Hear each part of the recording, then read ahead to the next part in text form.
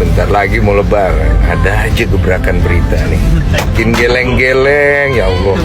Tapi kalau memang benar, aduh, Pak Ridwan Kamil masa seleranya kayak gitu sih? Tapi ya kan kalau misalnya hasutan setan kan nggak peduli gitu ya kan, mau spek setan di depan juga bagi orang yang berlogika juga hilang pokoknya kalau udah nafsu mah ya. Kata gue sih jangan lo up muka anak lo, apalagi nggak disensor gitu ya, karena mau gimana pun itu salah lo juga gitu kan. Lo mau minta keadilan saat ini dimana lo melakukan mau sama mau dan lo tahu dia punya istri, susah kata gue. Ridwan Kamil langsung ngumpet usai diburu KPK. Ia kerap memilih bersembunyi, padahal selama puluhan tahun Ridwan Kamil paling terkenal aktif di media sosial.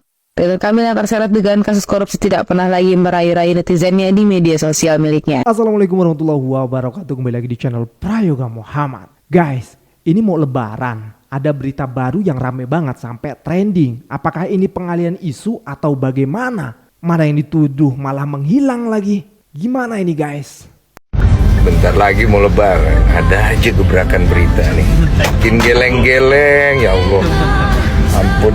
Gua nggak sengaja ngeliat akun X ya, rame banget nih sampai trending nama Ridwan Kamil. Kenapa ini guys? Ya, setelah Ridwan Kamil akhirnya kalah tidak menang di Pilgub DKI ya, rasanya Ridwan Kamil itu seperti jatuh tertimpa tangga. Setelah tidak mendapatkan jabatan sebagai gubernur di DKI, beliau akhirnya diperiksa juga rumahnya oleh KPK, ya kan? Yang sampai saat ini akhirnya Pak Ridwan Kamil ini tak muncul di peredaran ya, kalau kata para netizen, alias menghilang gitu. Nah dan yang terbaru kali ini rame di media sosial akun X. Netizen meributkan soal hubungannya dengan seorang. Kalau menurut gua sih ini tak perlulah dirame-ramekan. Fokusnya mending ke kasus yang kemarin diperiksa oleh KPK. Apakah akhirnya nanti Pak Ridwan Kamil hanya sebagai saksi atau menjadi tersangka dalam kasus tersebut gitu loh. Apalagi ini bulan puasa ya guys ya. Tapi gimana ya, netizen ini pokoknya kepo banget, terus menelusuri. Tapi menurut gua juga kalau melihat ceritanya ini kayak ya masih abu-abu guys.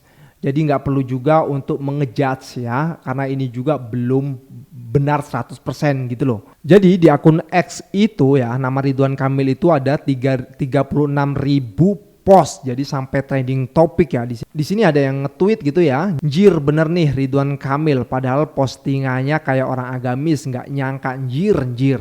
Yang kayak gini nih akhirnya yang bisa merusak nama baik ya teman-teman semua. Ini harusnya langsung diklarifikasi oleh pihaknya langsung gitu, biar nggak melebar kemana-mana. Karena kalau udah di sosial media itu udah banyak yang langsung ngejudge aja gitu loh, entah itu benar atau enggak, yang penting intinya komentar aja gitu. Dari tweetan ini ya menuai banyak banget komentar, ada 3.100 komentar dan gua nggak bisa lah bacain ya, kalian bisa melihat sendiri saja.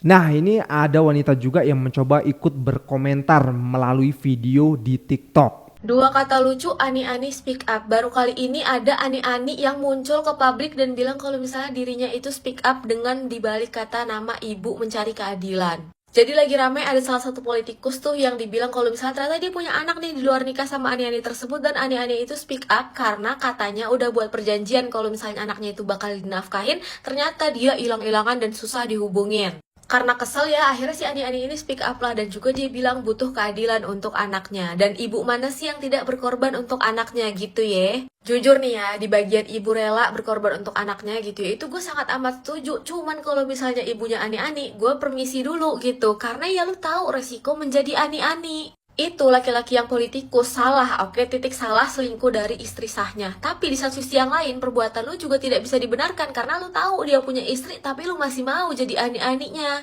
Kemarin aja kasus anak ani-ani gitu ya yang speak up itu udah dihujat sama netizen. Ini lagi ada ibu ani-ani pengen speak up terhadap anaknya gitu ya. Anaknya masih kecil dan mukanya ada di mana-mana. Itu jejak digital bahaya kata gue. Kata gue sih jangan lo up muka anak lo, apalagi nggak disensor gitu ya, karena mau gimana pun itu salah lo juga gitu kan. Lo mau minta keadilan saat ini dimana lo melakukan mau sama mau dan lo tahu dia punya istri, susah kata gue. Dari kasus ini kita belajar ya, kalau misalnya laki-laki udah selingkuh dari istri sahnya gitu ya, udah brengsek, udah pasti dia akan brengsek ke semuanya.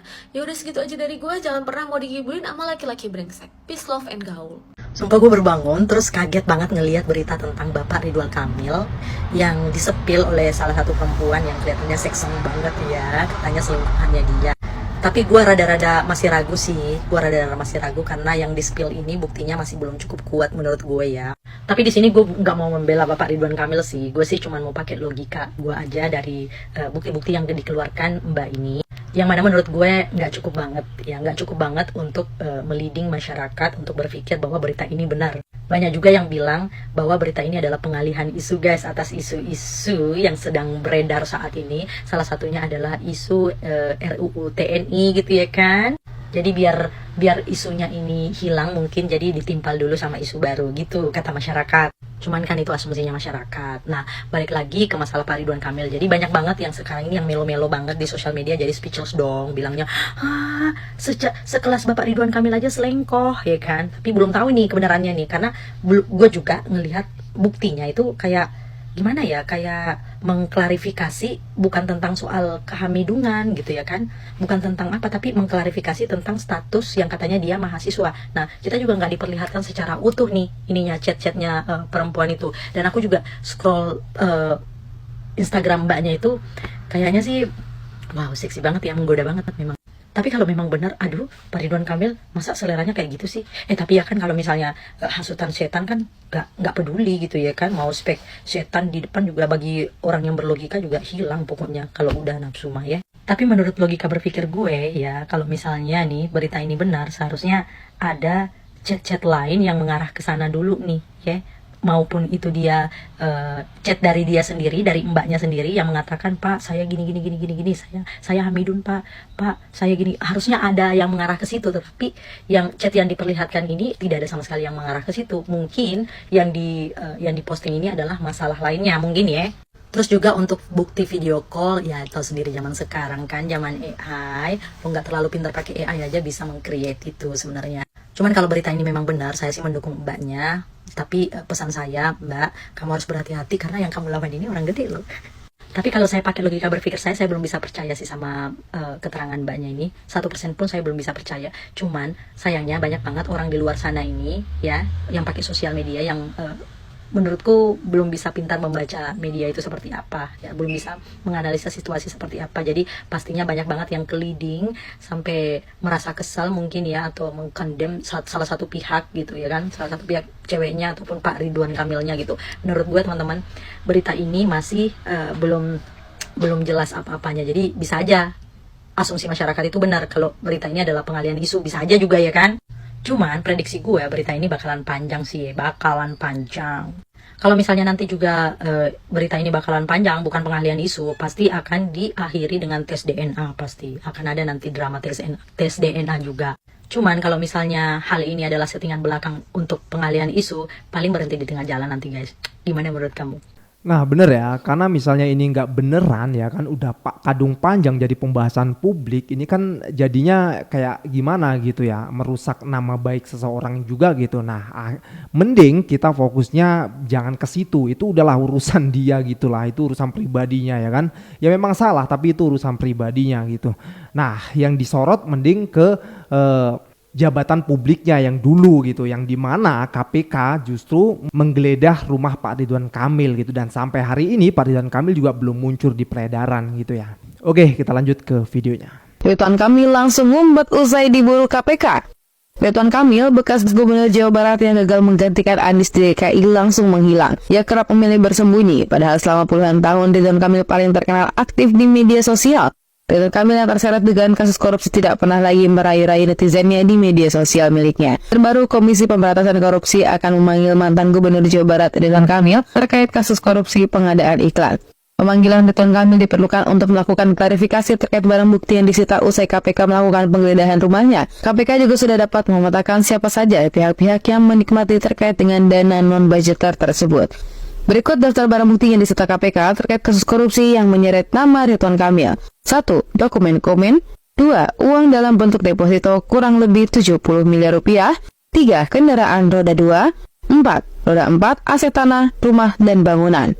Sekretaris DPD Partai Golkar Jawa Barat M.Ki Iswara mengatakan mantan Gubernur Jawa Barat Ridwan Kamil dalam kondisi baik setelah KPK menggeledah rumah yang bersangkutan terkait dugaan korupsi proyek iklan pada PT Bank Pembangunan Daerah Jawa Barat dan Banten pada hari Senin.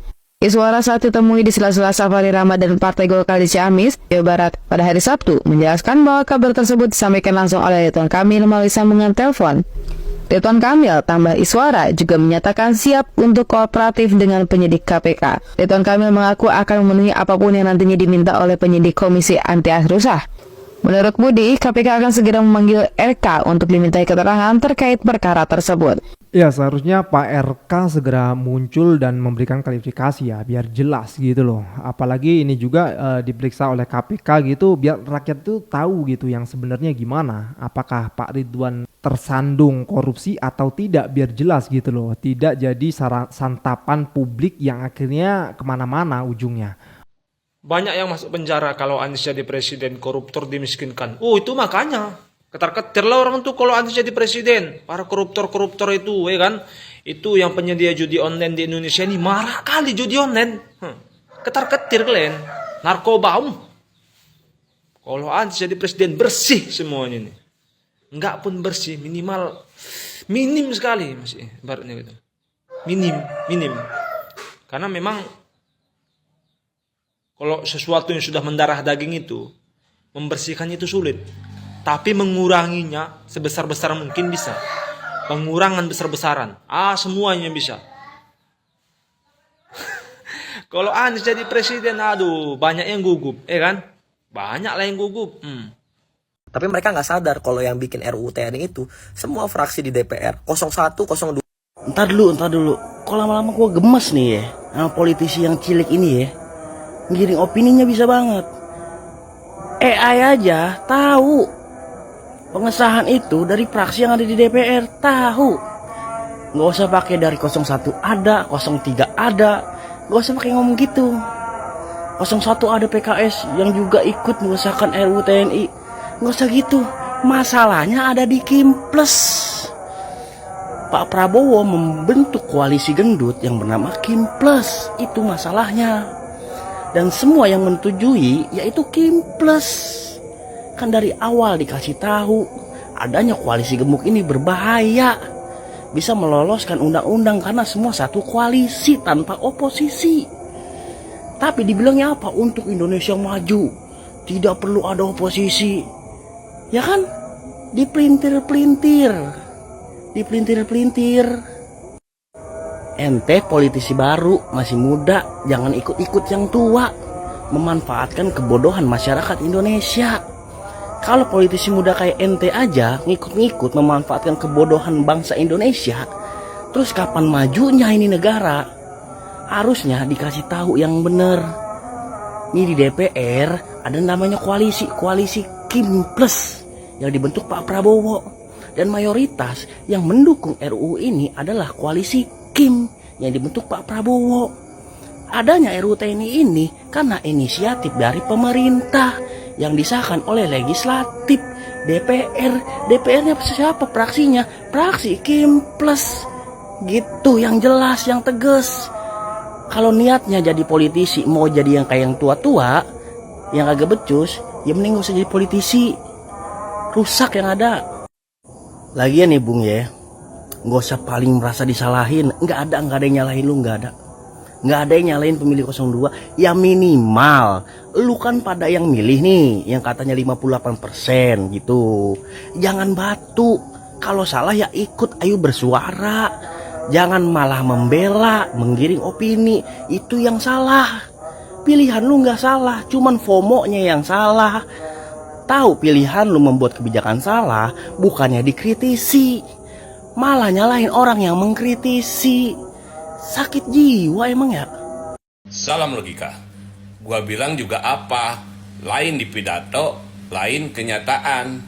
Di pidato, beliau bilang ada kekuatan asing yang mencoba mengadu domba kita untuk memecah belah bangsa.